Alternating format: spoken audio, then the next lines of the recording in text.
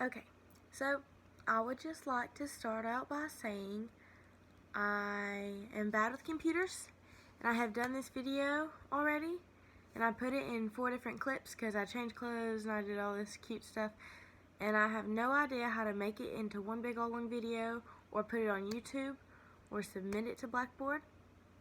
Ignore this here, Band-Aid. So I'm just going to make one big long video, and if I mess up, then I apologize, but you will understand the content, and we'll see how it goes. So, there are some critical questions that we need to be addressing. One of them is money corrupting politicians? Is campaign spending affecting the actions of these politicians? And is it an issue of free speech? Or are we all just crazy?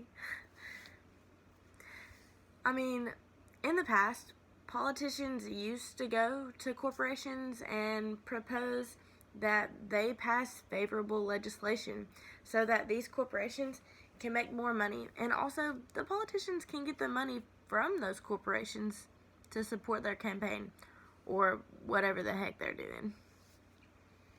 I mean, that's how it used to be, and then everything changed.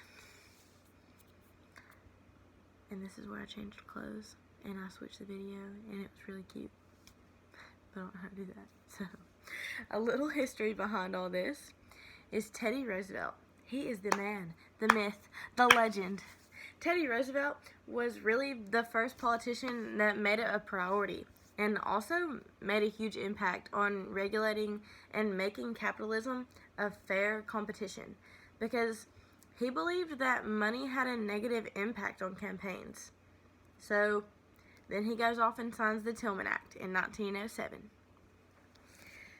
This Tillman Act was the first legislation that has had an impact on campaign financing since, ever.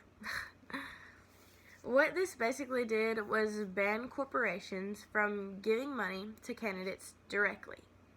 They could still donate and support the candidate, but they couldn't give the money to them himself or herself. I don't mean to be like sexist or anything.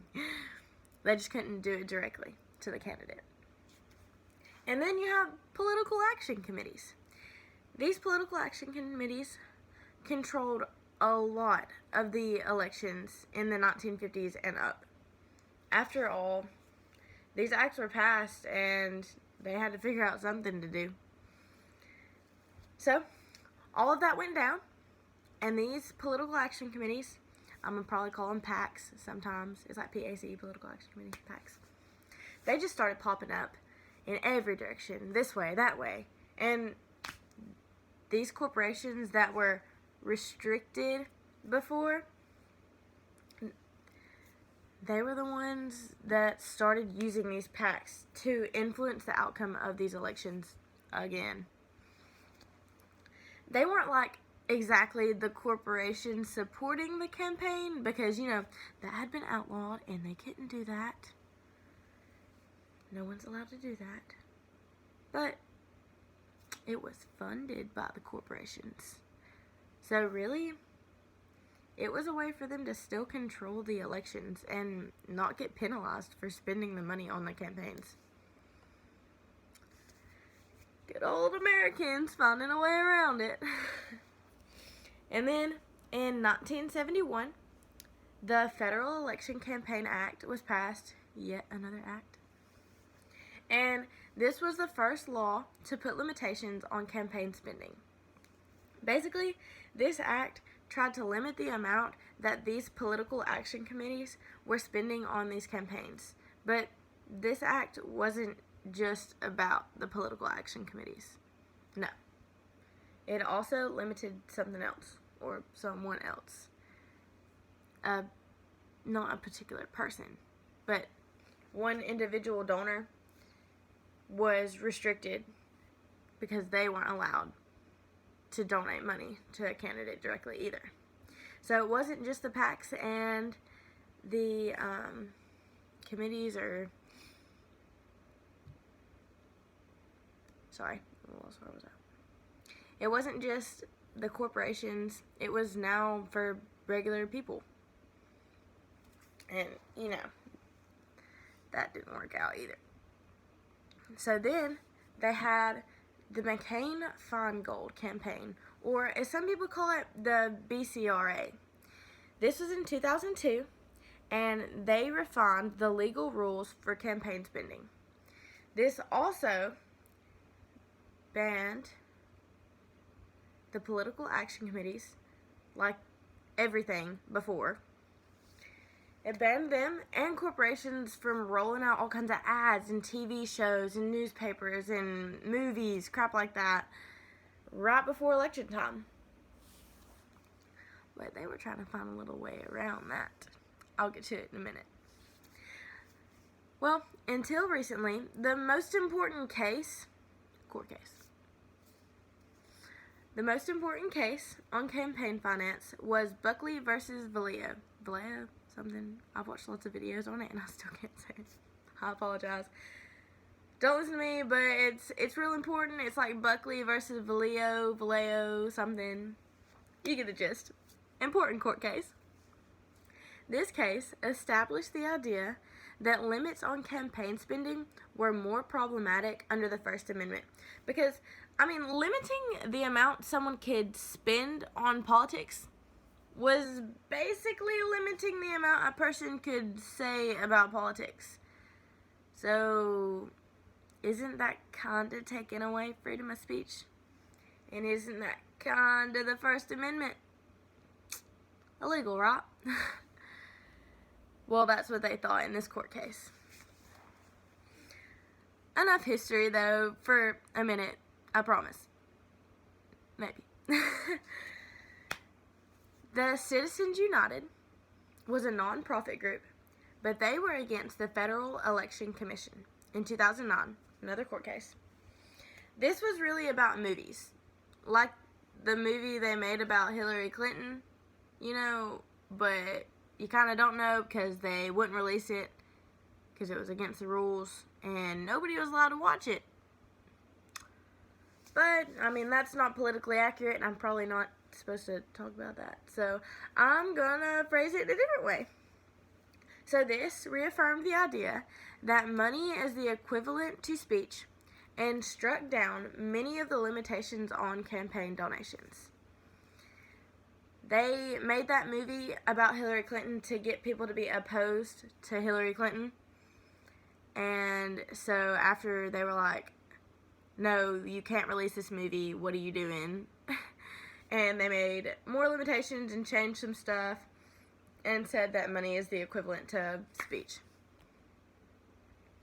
Logically, though, putting limitations on campaign spending makes it to where politicians and candidates have to reach out to greater numbers of people. And in the end, isn't that the point of democracy? To reach out to the majority, and it's like kind of majority rule.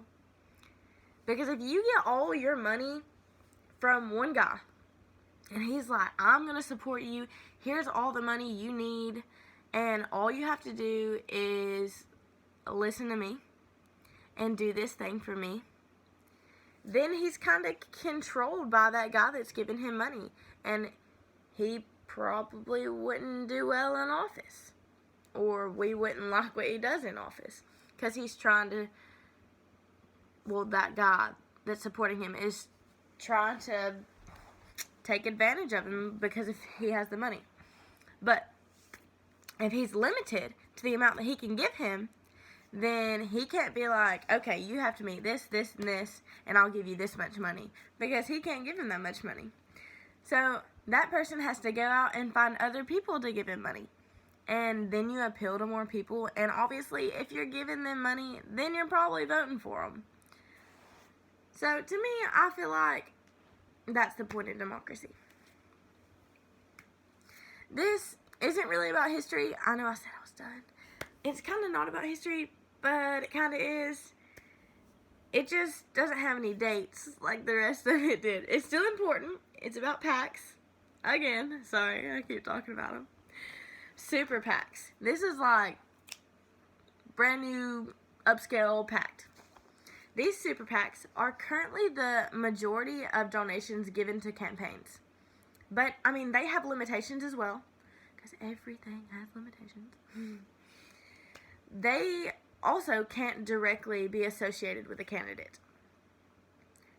And to me, I feel like that's questionable.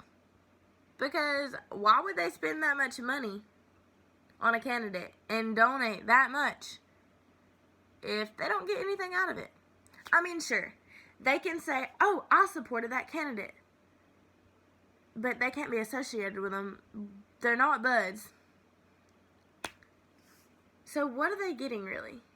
You spent all this money. You might have the same views, but you're not gaining anything. To me, really, I just think you're losing money. But maybe it's not that limiting campaign spending is taken away from the First Amendment or rights stated in the Constitution. It's also what I just stated. It's limiting individuals and corporations from buying the favor of candidates. That's what all these court cases were about anyway. Okay, enough blabbering. My favorite time, fun fact time. Okay, so the total spending on House and Senate races is around $3.6 billion. And when you think about it, it's not that much. Because annually, Americans spend $7 billion on potato chips. $7 billion on potato chips each year. What? That's double the amount that was spent on House and Senate races. So, it doesn't add up to as much as you think. In the end, really, it's up to you to decide if campaign financing determines the effect of the electoral process or not. But for me, based on these court cases that I just stated, like Buckley versus Valeo, and all the history with all the dates and everything that I just told you about campaign spending, I mean, I really do believe that the electoral process is partially determined by campaign financing. Although, that's just the opinion of some 17-year-old girl. So, what do I know? I'm the future of America. Or something. Anyway, thanks for watching.